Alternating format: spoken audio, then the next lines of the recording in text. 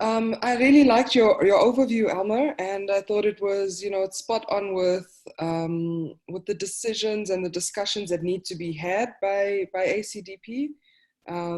We've watched the consortium develop and grow, and I think this is the next logical step moving forward on how to proceed. Um, so what I'm going to present, what I've been asked to present by Joanne and Olivier, is kind of what you've mentioned, the overview, the international sort of framework, drug policy framework, and with particular focus on the UN General Assembly Special Session outcome documents. And you'll see why maybe it could be of use, for the purposes that you have already mentioned. So I don't know why we included this, but Joanne wanted us to talk about the United Nations Charter, and the foundational treaty was signed in June of 1945. The purpose of the UN and its member states is basically to maintain international peace and security, to address the economic, social, cultural, and humanitarian and related problems through cooperation, and promote universal respect for observance of human rights and fundamental freedoms for all. Also, in general, basically just to achieve higher standard of living for everyone, for the world. So the UN Charter is what we operate by when we decide to engage in programs and policies in a specific country. We're supposed to remember that, at least. This is what the aim of the UN is. But now to get very specific from the UN Charter to the international drug control system, this is kind of a map. Sorry, to go back quickly. The UN Charter, there's 6 organs of the UN, and one of which is what we know as the General Assembly. And the General Assembly, member states or members of the UN have a vote in the General Assembly, and what decisions are going to be made or taken on the stance of the UN that's kind of aligned with the Charter's principles and founding, values. So the General Assembly is where we kind of hone in on the international drug control system of those 6 organs of the UN. And it is made up of the Economic and Social Commission, and a body of which is what we know as the CND, the Commission on Narcotic Drugs. And the Commission on Narcotic Drugs' main purpose, of course, is to convene member states around drug-related matters.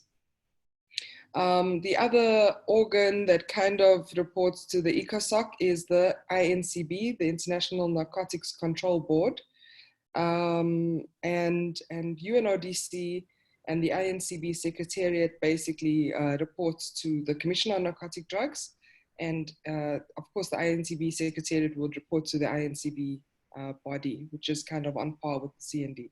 So just as in every country you have your Dangerous Drugs Board, there's an equivalent of this in almost every country in the world. There is the INCB essentially is our global Dangerous Drugs Board.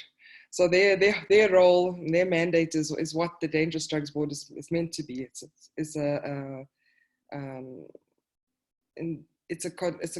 board or a body that is responsible for it's kind of the mandates of drug control. Usually the INCB focuses on traditionally they focus on a range of formally they focus on a range of issues, but traditionally a lot of them were law enforcement background. So again, similar to a lot of the Dangerous Drugs Board, there's this sort of understanding. There's a lot of focus within INCB on the supply reduction side.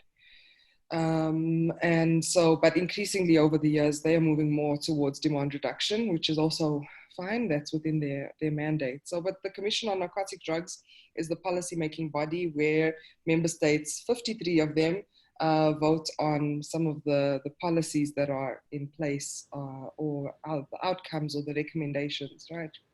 And then you have the WHO that's kind of floating over there without any direct lines. in relation to the drug control system. And the reason for this is that the World Health Organization's responsibility, especially when it comes to scheduling of drugs or decisions that are made around the danger and the nature of the substance, their role is to make recommendations to the CND and or the General Assembly, depending on what the session is, but they make recommendations to the member states on if they believe that this drug is dangerous, kind of the nature and the chemical makeup and what some of they've done research on you know, what the medical hazards of a specific substance are. So they make recommendations, but remember, they just make the recommendations. They don't make the decisions. So the member states of the CND make decisions on whether a drug is going to be scheduled or whether it's going to move from one schedule class to another, and so on and so forth. A little bit of history. We have 3 conventions related to drug control. The first is the Single Convention on Narcotic Drugs, and this basically set the stage for an international system. This was, what do we say, signed, came into being in the 1960s. Then we had the 1971 Convention on Psychotropic Substances, which added psychotropic substances to a list of drugs whose use must be limited to medical or scientific purposes. So here we kind of saw that there was a difference between substances that had medical and or scientific purposes, and of course ones that were dangerous for recreational use. And then the 1988 Convention Against Illicit Traffic in Narcotic Drugs and Psychotropic Substances established more detailed system of control against basically the trafficking of illicit substances.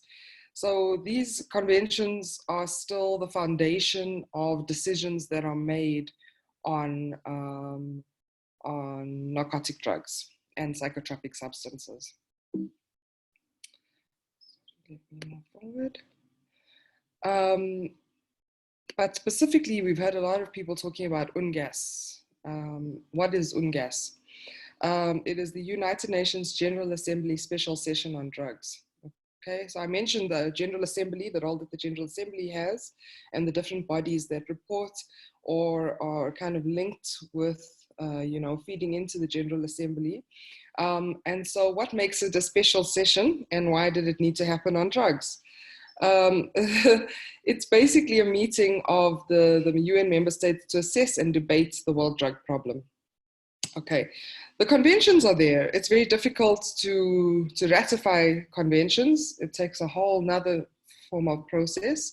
But in the meantime, there's certain declarations, outcome documents, policy statements, which are aligned with, they're not contradicting to the conventions, but they're kind of helping member states in a way operationalize the drug control, the drug control system. Okay, so we've had 2 UNGASs on drug policy. The first was in 1998, and it adopted what they called the Political Declaration of 1998. It requested member states to report to the Commission on Narcotic Drugs and to report on their efforts to meet regular goals. So before, I guess countries were just doing their own thing in relation to, you know, dealing with the drug problem. In 2008, there was another, it wasn't an UNGAS, but it was, what do we call it? It was a session that had been established in 1998, okay? To say, okay, in 10 years' time, we're going to monitor our progress against this political declaration of the UNGAS of 1998. And in 2008, indeed, it did happen. There was a political declaration and plan of action that came out of that. Also a good, you know, policy document to review if we want to see what internationally, what did the countries, what did member states agree on. So in 2016, we also had another special session. You must remember that special sessions are not regular sessions. There are regular sessions on certain topics. Special sessions are when member states call for a specific UN General Assembly session to deal with this problem. So the regular session to deal with the drug issue was meant to happen in 2019. But certain Latin American countries made a proposal during one of the General Assembly sessions that we needed to urgently, look at the current state of drug policy in the world, and they asked for a special session, which indeed happened in 2016. So that was the UNGAS 2016. It wasn't supposed to happen in 2016, but it was requested, and with enough votes, it took place. So what exactly is the significance of this UNGAS? It was an outcome document that were adopted by the member states, their joint commitment to effectively address and countering the world drug problem. There were 7, what do we call them? Operational recommendation thematic areas, I guess that's the right word for it, right? The first, I repeated supply reduction. The first one was on demand reduction and related measures. This included, of course, HIV prevention, or preventing the health and social consequences of drug use. The second operational recommendations or thematic areas there was around access to controlled medicines. Okay, this is a very big and important area that a lot of us that work just on the people side or the demand reduction side don't really recognize or realize how essential the work around access to controlled medicines is in our countries. But indeed, this is an important element of a drug policy system. Then the third is the supply reduction and related measures. Okay, this I guess would entail and is under the purview of what do we say? Law enforcement, investigating trafficking, production of drugs, and kind of, the supply side of things. And then we have operational recommendations around the trends and existing circumstances. So as we know, there are ever evolving new substances that are being produced. And when we say new, it doesn't mean that they are brand new out of the box. They basically have a chemical composition that differs to substances that have already been scheduled. So it makes it difficult to, to control the distribution and sale of these substances, because they haven't yet been scheduled or placed on the list of illicit narcotics. And so there are definitely operational recommendations that help countries, to monitor and how to deal with this emerging and persistent challenges and threats around these new psychoactive substances. How do we go forward? Okay, cross-cutting issues. This one was definitely a welcome element when it comes to drug policy on the global scale. To place focus on human rights and cross-cutting issues, which means looking at specifically vulnerabilities of youth, children, and women within communities. So this, it was a little bit of a new element to consider, that this had been put in the same, bracket of importance as the supply reduction and the demand reduction topics that needed to be addressed at a global scale. And then the last two, strengthening international cooperation. This again mostly links to investigations and trafficking across borders, but also, dealing with, if we look at it from the health perspective, international cooperation can also mean ensuring that a person that is on medication, maybe methadone maintenance therapy in one country, can have access to that medication if they are traveling or having to be moved to another location. And the last element is on alternative development and to looking at sustainable solutions to dealing with this. So I've rambled on for too long, and I just want to round up and share with you some insights, because we've mentioned the UNGAS outcomes as a possible, framework to look at dealing with the drug problem. But on a general, I'm just going to give you a general summary of some of the regional trends we are seeing as issues in the drug control system, and particularly in relation to drug demand and harm reduction. Of course, there's an ever increasing reported number of new treatment admissions for people using stimulant drugs. However, unlike opioid substitution therapy, we don't have evidence for effective treatment for people with stimulant drug use disorders. So there's a big gap here between the need and the actual availability of health services. HIV prevalence amongst people who inject drugs and now amongst people who use stimulant drugs is ever increasing, and there's a lack of harm reduction services in our region. And I think if we're going to look at drug policy, we can't shy away from the idea of harm reduction. Whether we call it harm reduction is another component, but basically dealing with the health and social consequences of drug use. The fourth element that I want us to just keep in mind is that this issue of prison overcrowding in our region is a direct result of drug policies that are too focused on punitive approaches. I guess we know this and we're all dealing with that, and we're hoping as well, I'm guessing that we are hoping as ACDP to achieve, address this issue as well. As a default, drug use prevention strategies as just awareness campaigns are ineffective. But this also exacerbates a severe lack of understanding of what drug dependence actually is.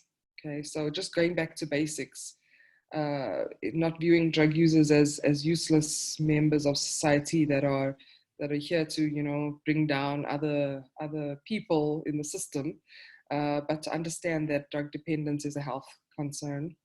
And also that proper drug prevention is really about building resilience amongst children and youth.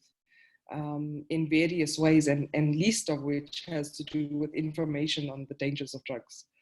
The sixth point I want to make is that there's definitely a capacity gap in the health systems. A lot of countries still have a need for trained and skilled personnel to deliver evidence-based treatments on drug use disorders. It kind of goes a little bit to what was mentioned earlier around an understanding of drug dependence as a multifactorial health disorder, but indeed goes specifically around the skills and ability of the health systems to respond.